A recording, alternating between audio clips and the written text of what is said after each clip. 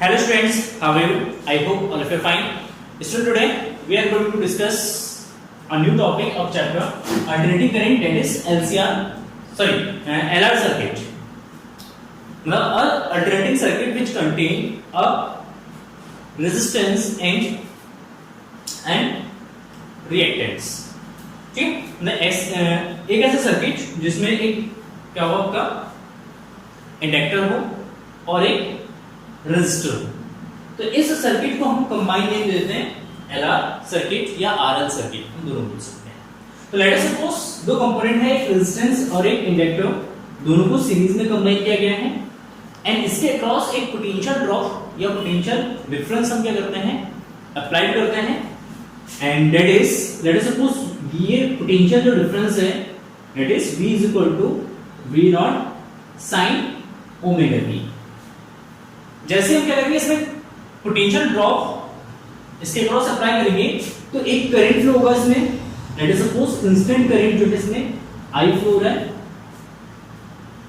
And in a previous lecture हम discuss कर चुके हैं ओनली आर सर्किट को डिस्कस करा है, ओनली एल सर्किट को हमने डिस्कस किया है एंड उसके अगर कैरेक्टरिस्टिक्स अगर इसमें अप्लाई करते हैं तो हमें ये मिलेगा। यहाँ पे सिंपली हमें पता है कि आर सर्किट में जब सर्किट में केवल रेजिस्टेंस होता है तो रेजिस्टेंस में वोल्टेज एंड करंट जो है आपका सेम फेज में होता है, सेम फेज में वो मूव करता है।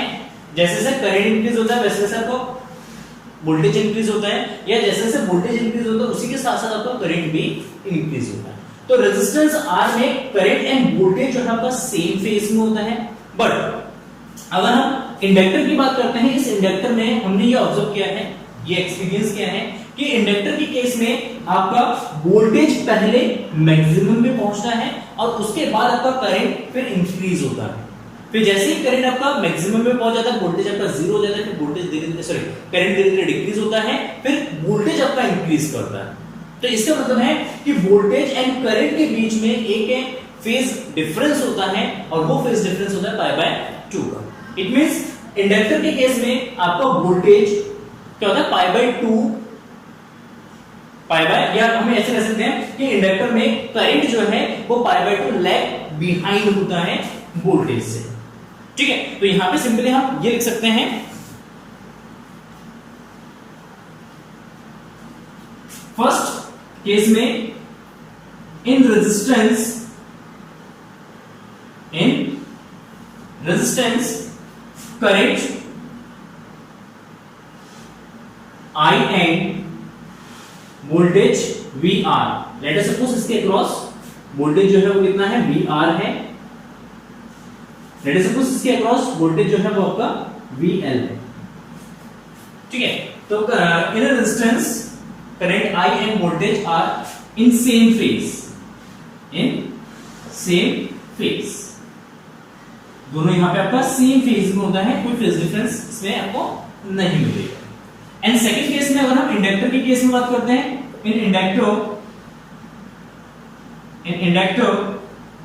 करंट इज लैग बिहाइंड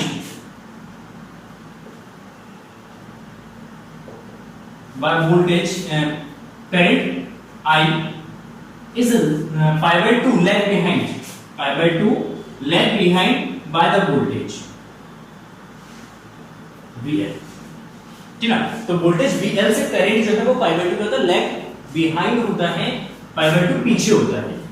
ठीक है, तो अगर इसका हम फेजर डायग्राम बनाते हैं, इसका बनाते हैं फेजर डायग्राम। देखिए फेजर डायग्राम कैसा बनेगा, सिंपली यहां पे जस्ट दो एक्सिस ड्रॉ कर लेते हैं, this is X axis, this is Y axis. एक इनिशियल वेक्टर लेते हैं वोल्टेज का, this is the initial vector of voltage VR। ठीक है, किस एंगल पे है, ओमेगा t एंगल पर, क्योंकि इनिशियली जो इसका फेज होगा उतना ही फेज इसका और VR का होगा, सेम फेज होगा दोनों का, that is omega t। But we know that in a resistance में आपका करंट जो है वो VR के साथ सेम फेज में है। इट मींस VR जिस डायरेक्शन में होगा उसी डायरेक्शन में आपका करंट भी होगा, दैट इज I। क्या जाएगा, I हो जाएगा। अच्छा, I से π/2 लीड कर रहा है आपका VL। यहां हम कह सकते हैं कि करंट जो है π/2 लैग बिहाइंड है वोल्टेज से, और we can see that VL is lead by π/2 by current. ठीक है ना, करंट से वो क्या करेगा, π/2 लीड करेगा। तो π/2 लीड करेगा तो यहां से परपेंडिकुलर वेक्टर्स ड्रॉ कर लेंगे, दैट इज VL। यहां पे ये जो एंगल है आपका ये π/2 हो जाएगा, और ये होगा आपका VL। This is a vector quantity, this is a vector quantity, current is also a vector quantity. क्योंकि यहां पे फेज है, मैंने पहले फर्स्ट लेक्चर्स में आपको बताया था कि यहां पे voltage and current as a vectors behave करेगा, क्योंकि इसके साथ फेज को हमने क्या कर दिया, ऐड कर दिया। और फेज जो हमारा एक वेक्टर क्वांटिटी है, तो voltage and current also behave as a vector quantity. So now अब यहां पे VL एंड VR दोनों वेक्टर क्वांटिटी है, तो इनका एक रिजल्टेंट वोल्टेज होगा। Then resultant voltage let us suppose इस डायरेक्शन में है, यहां से पर्टिकुलर इस डायरेक्शन में जा रहा है, लेट अस सपोज ये V है हमारा, VL एंड VR का रिजल्टेंट वोल्टेज है, that is V, and V जो है वो I करंट के साथ फाई एंगल पर, किस एंगल पर है, फाई एंगल पर। ठीक है, तो यहां पे सबसे पहले आपको कैलकुलेट करना है इफेक्टिव या रिजल्टेंट वोल्टेज, ये कैलकुलेट करना है। सर्किट का इफेक्टिव रेजिस्टेंस कैलकुलेट करना है, फेजर डायग्राम हमने बना दिया है, एंड करंट का इक्वेशन सबको लिखना है। So now according to the parallelogram law और ट्रायंगल लॉ लिख सकते हैं, triangle law of vector addition.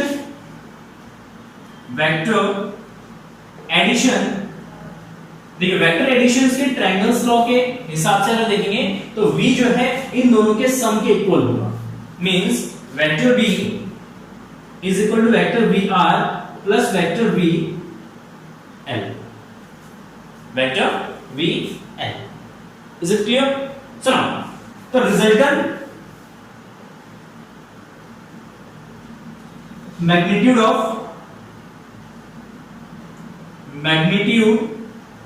resultant voltage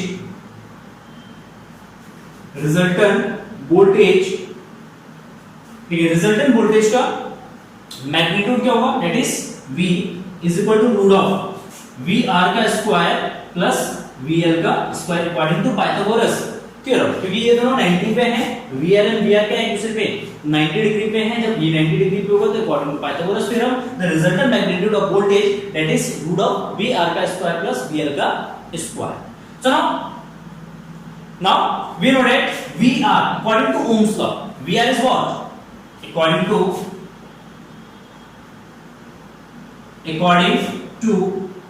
Ohm's law के according VR is what, VR is equal to आपका आ जाएगा IR, VR is equal to IR and VL is equal to IXL। क्या जाएगा, VL is equal to IXL, XL is the effective resistance of the inductor। ठीक है, inductor जितना resistance offer करेगा उसको हम XL से रिप्रेजेंट करते हैं, दैट इज इंडक्टेंस। ठीक है, इसको हम इंडक्टेंस बोलते हैं। सो नाउ अगर ये वैल्यूज यहां पे सब्स्टिट्यूट करते हैं then we get V is equal to root of I R का स्क्वायर प्लस I XL का square, I R square plus I XL square. So now I square R square plus I square XL का square, simply I square इसमें से common आ जाएगा आपका, I square common आ जाएगा तो root of R square plus XL का square, R square plus XL square and sorry I square common लेंगे तो I स्क्वायर को रूट से बाहर लेंगे तो I आ जाएगा, एंड V अपॉन I को ले जाएंगे तो V upon I is equal to root of R square plus XL का square, R square plus XL का स्क्वायर। अगर इस टर्म्स को यहां पे आप देखते हैं तो root of R square plus XL square according to Ohm's law, ये जो है V upon I is equal to क्या, रेजिस्टेंस, ये आपका रेजिस्टेंस हो जाएगा, क्योंकि V upon I is equal to R होता है, ये रेजिस्टेंस होगा, ये इफेक्टिव रेजिस्टेंस होगा किसका, LCR सर्किट का, सॉरी LR सर्किट का, LCR नहीं LR सर्किट का, LR सर्किट का इफेक्टिव रेजिस्टेंस है ये, और इस इफेक्टिव रेजिस्टेंस को हम इंपेडेंस कहते हैं। That is called impedance of the LCR circuit या एलआर सर्किट, इसको हम इंपीडेंस बोलेंगे, नोट कर लेना इसको। This quantity is represented by Z. This quantity is represented by Z.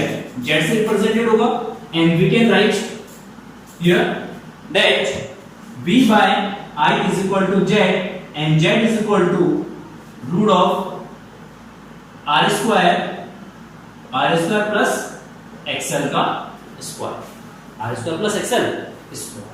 Good, बहुत बढ़िया। And this quantity is known as impedance. Impedance of the LCR circuit.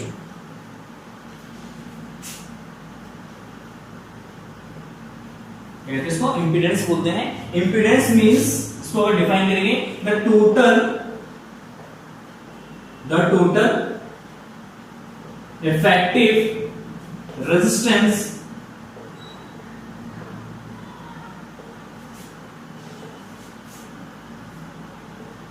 offered by the LCR circuit या LR circuit, offered by the LR circuit, and the total effective resistance offered by the LR circuit in the path of alternating current is called impedance. Is called impedance. इसको हम कहते हैं impedance की definition की जाएगा simply Z को हम impedance बोलते हैं। impedance जो है इस LR सर्किट का इफेक्टिव रेजिस्टेंस होगा, एंड इफेक्टिव रेजिस्टेंस की अगर बात करेंगे तो Z is equal to root of R square plus XL का स्क्वायर। यहाँ पे XL की जगह हम लिख सकते हैं, बट यहाँ पे XL जो है आपका XL इज इक्वल टू आपका ओमेगा L भी होता है, तो यहाँ पे XL की जगह हम ओमेगा L भी सब्स्टिट्यूट कर सकते हैं। ठीक है, तो R स्क्वायर प्लस XL का स्क्वायर सिंपली ये हो जाएगा इंपीडेंस। एंड अगर हम इंस्टेंटेनियस करंट की अगर बात करते हैं, instantaneous current in the circuit, उसका इक्वेशन क्या होगा? Instantaneous current of the circuit this will be, and next current in circuit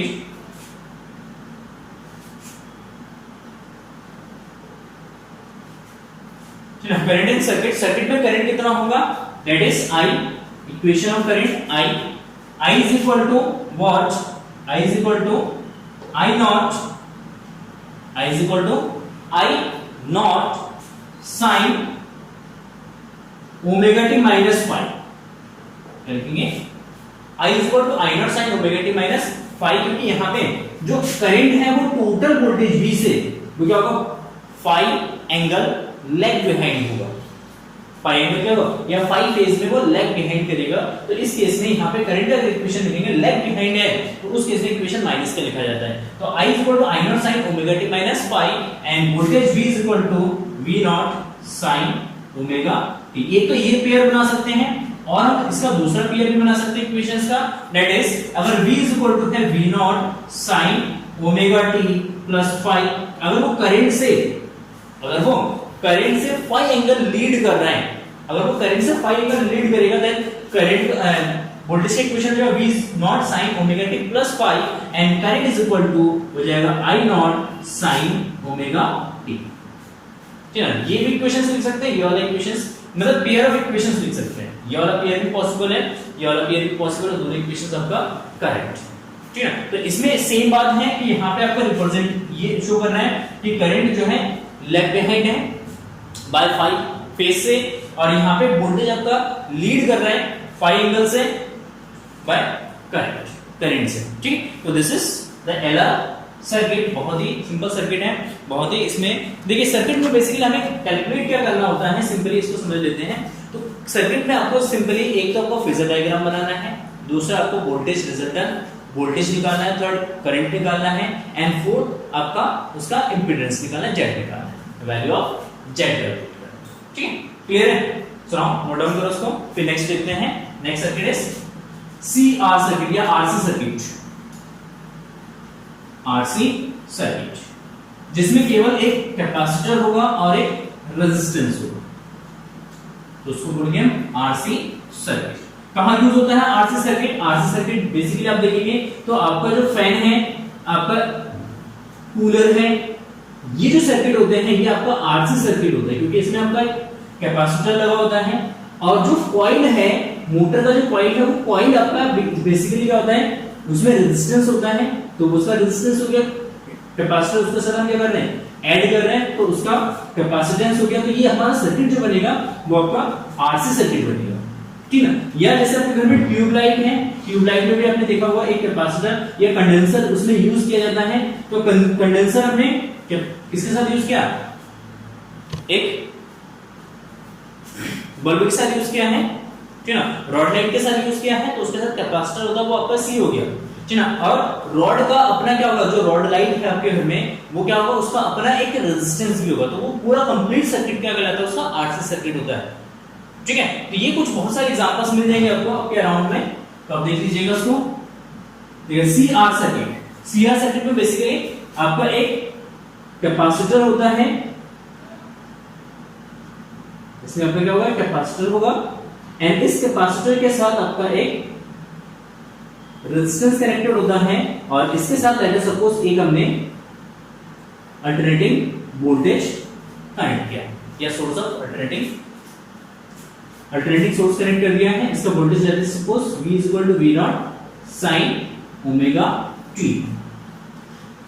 capacitor है सी, कैपेसिटर C, रेजिस्टेंस R है, इसके अक्रॉस वोल्टेज VC है, इसके अक्रॉस वोल्टेज VR है, सॉरी क्या है आपका VR। इसमें भी सेम आपको क्या कैलकुलेट करना है, एक तो फेजर डायग्राम बनाना है, ठीक है ना, दूसरा आपको इसमें टोटल वोल्टेज कैलकुलेट करना है, एंड थर्ड जेड कैलकुलेट करना है, करंट कैलकुलेट करना है, ठीक है। तीन चार चीजें इसमें आपको अगेन कैलकुलेट करना है। तो देखिए सबसे पहला पॉइंट अगेन हम यहाँ पे डिस्कस करते हैं कि लेट अस सपोज अगर सोर्स अप्लाई करेंगे तो इसमें एक इंस्टेंट करंट फ्लो होगा, and instant current is I, late us suppose instant कितना करंट फ्लो है, इसमें आई करंट फ्लो हो रहा है, एंड जैसे आई करंट फ्लो होगा तो इसके इस कैपेसिटर के अक्रॉस लेट अस सपोज एक वोल्टेज सेटअप हो जाता है, दैट इज VC, एंड इस रेजिस्टेंस के अक्रॉस भी एक वोल्टेज सेटअप होता है, दैट इज VR, ठीक है ना, तो VC एंड VR, बहुत बढ़िया। अब हमने इंडिविजुअली हमने सी सर्किट को स्टडी किया है, आर सर्किट को स्टडी किया है, and we know that R circuit में जो रेजिस्टेंस वाला सर्किट है इसमें क्या होता है, current end voltage same phase में होता है। तो फर्स्ट पॉइंट लिखेंगे current end voltage, current end voltage in same phase in are, resistance में क्या होगा, ये सेम फेज में होगा। एंड हमने कैपेसिटर के केस में देखा है, कैपेसिटर के केस में क्या होता है कि करंट जो है आपका लीड करता है वोल्टेज से पाई बाय 2 एंगल से। कैपेसिटर में आपका करंट लीड करता है वोल्टेज से पाई बाय 2 एंगल से, मतलब यहां पे सबसे पहले आपका करंट पहुंचता है, करंट जाके कैपेसिटर को धीरे धीरे चार्ज करता है, और जैसे कैपेसिटर धीरे धीरे चार्ज होता है उसको वोल्टेज भी धीरे धीरे क्या होता है, इंक्रीज होता है। तो मैक्सिमम पहले क्या पहुंचता है, यहाँ पे करंट पहुंचता है, उसके बाद कैपेसिटर जैसे जैसे चार्ज होता जाता है वैसे वैसे उसका वोल्टेज भी क्या होता है, इंक्रीज होता है। तो उसका मतलब करंट लीड कर रहा है किसको, वोल्टेज को। एंड सेकंड केस में अगर सी की बात करेंगे तो करंट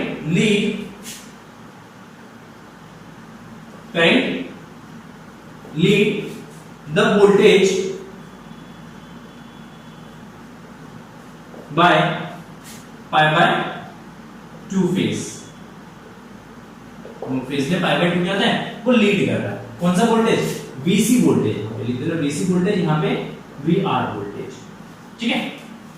सो फर्स्ट अब हम यहाँ पे ड्रॉ करेंगे फेजर डायग्राम। सबसे पहले काम होगा हमारा फेजर डायग्राम का, क्योंकि फेजर डायग्राम के बिना चीजें कैलकुलेट नहीं कर सकते हैं। तो सबसे पहले फेजर डायग्राम ड्रॉ कर लेते हैं। So now let us see, this is x axis, this is y axis, है ना। एंड इनिशियली एक करंट का एक्सिस ड्रॉ कर लेते हैं या करंट का वेक्टर ड्रॉ कर लेते हैं। करंट एंड VR आपका सेम फेज में, सेम लाइन में होगा, इसमें कोई दिक्कत नहीं है। तो लेट अस सपोज कि ओमेगा t एंगल में है VR इस डायरेक्शन में, एंड करंट I भी आपका इस डायरेक्शन में है I, and let us suppose ये आपका पाई बाय 2। अब देखिए यहाँ पे जो वोल्टेज होगा VC वो करंट से पाई बाय 2 लैग बिहाइंड होगा, क्योंकि यहाँ पे करंट लीड कर रहा है तो वोल्टेज लैग करेगा, जब वोल्टेज लैग करेगा तो इट मींस वो करंट के पीछे पीछे चलेगा। जब करंट के पीछे पीछे चलेगा तो करंट के पीछे यहां पे एक वेक्टर ड्रॉ कर लो, दैट इज VC। ये जो एंगल है आपका ये π/2 हो जाएगा। कितना जाएगा? π/2 हो जाएगा सिंपली, क्योंकि ये VC जो है करंट से π/2 के अगर लैग बिहाइंड हो रहा है, जब ये लैग बिहाइंड होगा तो VR एंड VC का एक रिजल्टेंट वोल्टेज बनेगा, and resultant voltage that is suppose इस डायरेक्शन में बना resultant voltage that is V, that is V। या E से भी रिप्रेजेंट कर सकते हैं, ये वेव से भी रिप्रेजेंट कर सकते हैं, डोंट वरी। तो VR एंड VC का एक रिजल्टेंट वोल्टेज है दैट इज V। तो यहां पे जो रिजल्टेंट वोल्टेज है वो लैग बिहाइंड होगा किससे? करंट से। यहां कह सकते हैं कि करंट जो है वो लीड करेगा किसको? वोल्टेज को लीड करेगा।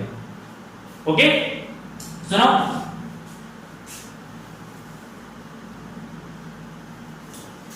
according to vectors addition, according to vector laws of vector addition, laws of vector addition, vector addition के लॉस से अगर हम देखेंगे तो यहाँ पे V जो है वो आपका इक्वल होगा VR प्लस VC के। V जो है इक्वल होगा VR प्लस VC के इक्वल होगा, इसके सम के इक्वल होगा। हम यहाँ पे पैरेललोग्राम लॉ या ट्रायंगल लॉ दोनों यूज कर सकते हैं, no problem. Triangle parallelogram law use कर सकते हैं या सिंपली, ठीक है। तो देखिए सिंपली ये हो जाएगा V equal to VR plus sorry VR plus VC। So now magnitude of resultant loss, magnitude of resultant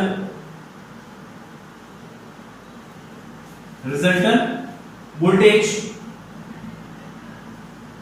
resultant voltage का मैग्नीट्यूड कितना होगा? That is according to Pythagoras theorem. देखिए ये दोनों VR एंड VC जो है एक दूसरे से 90 डिग्री पे हैं। यहां पे सिंपली हम पाइथागोरस थ्योरम यूज कर सकते हैं, and according to Pythagoras theorem V is equal to root of VR का square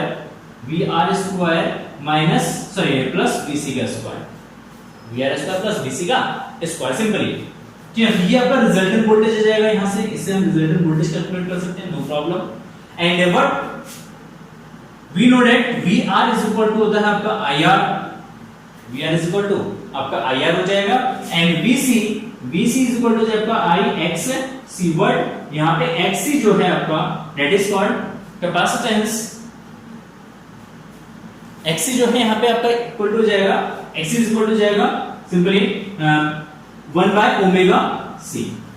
XC is equal to 1 by omega C, जो कि हमने प्रीवियस वीडियो में डिस्कस कर चुके हैं ऑलरेडी। ठीक है, x is equal to 1 by omega c के इक्वल होता है। यहाँ पे सब्स्टिट्यूट कर देंगे value, then v is equal to हो जाएगा आपका root of VR is equal to IR का स्क्वायर प्लस IXC का स्क्वायर, IXC का स्क्वायर। Is it clear? चलो यहाँ से अगर i कॉमन लेते हैं तो i स्क्वायर कॉमन ले जाएगा, तो i स्क्वायर का रूट निकालेंगे तो i आ जाएगा आपका बाहर, एंड रूट ऑफ ये जाएगा आपका r स्क्वायर प्लस XC का स्क्वायर। ठीक है ना, r स्क्वायर प्लस xc का स्क्वायर r के टर्म्स में इसको हम लिख देंगे। Okay, no problem. अब i को अगर इसके डिवाइड में ले जाते हैं then we get i upon r is equal to root of r square plus xc का square, r square plus xc square, and we know that v upon r is called impedance, and impedance is equal to z, तो z is equal to root of r square plus xc का square. This is the impedance. बोलेंगे हम impedance, बोलेंगे impedance means it is a effective resistance of the RC circuit in the path of alternating current. Alternating current के path में जो effective resistance create कर रहा है C और R, इन दोनों का इफेक्टिव टोटल जो रेजिस्टेंस होगा दैट इज कॉल्ड इंपेडेंस। तो impedance Z is equal to root of r square plus xc का स्क्वायर हो जाएगा। सिंपली ये आपका सर्किट बनेगा। एंड नाउ लेट्स सी, ये हो गया आपका r square plus x square. Then current, what is current? Current कितना होगा इसमें? करंट का इक्वेशंस क्या होगा? Then we know that current is what? Then अगर हम इसमें करंट कैलकुलेट करते हैं then current I is equal to what? देखिए यहां पे करंट इसको लीड कर रहा है, किसको? वोल्टेज को लीड करेगा। किससे? दैट इज सपोज ये वाला जो एंगल है वो आपका फाई है, एंगल यहाँ पे ये फाई है एंड करंट अगर लीड कर रहा है I is equal to, then we can write here I is equal to I not sine omega t, I not sine omega t plus phi, क्योंकि वोल्टेज से वो फाई एंगल लीड कर रहा है, तो omega t plus phi. Is it clear? तो यहाँ पे सिंपली करंट इक्वेशन जाएगा और इसी की इक्वलिटी अगर वोल्टेज का इक्वेशन लिखेंगे तो V is equal to V not sine omega t, और जहां पे I नॉट हम लिख सकते हैं V not by Z, I not is equal to लिख सकते हैं V नॉट बाय Z। ठीक, this is the current. And अगर इसमें फेज की अगर बात करते हैं, फेज कितने फेज से ये लीड कर रहा है, then phase is what, tan phi use करेंगे इसके लिए। ठीक है, tan phi is equal to, देखिए इस डायग्राम को अगर हम इजीली ड्रॉ करते हैं तो यहां से एक परपेंडिकुलर ड्रॉ करते हैं इसमें,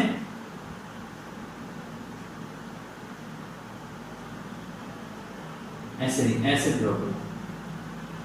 ठीक है, तो ये वाला साइड और ये साइड पैरेलल होगा, ये एंगल फाई है, तो tan phi is equal to what, perpendicular upon base, ये आपका परपेंडिकुलर हो जाएगा, ये आपका बेस हो जाएगा। Then perpendicular is what, VC by VR and VC is what? VC is equal to I XC या I not XC and VR is equal to I not R, तो इससे कैंसिल हो जाएगा, that is XC by R, ये XC by R and XC is equal to what? 1 by omega C, तो 1 by omega C लिखेंगे, तो ये 1 by R omega C, यहाँ से tan phi is equal to हो जाएगा 1 by R omega C। तो इससे हम क्या कर सकते हैं, इसका फेज भी कैलकुलेट कर सकते हैं कि किस फेज से ये लीड कर रहा है या किस फेज से ये लेग बिहाइंड है वोल्टेज। ठीक है, क्लियर है? तो ये इट्स अ वेरी सिंपल सा टॉपिक है, बहुत ही आसान सा टॉपिक है RC सर्किट।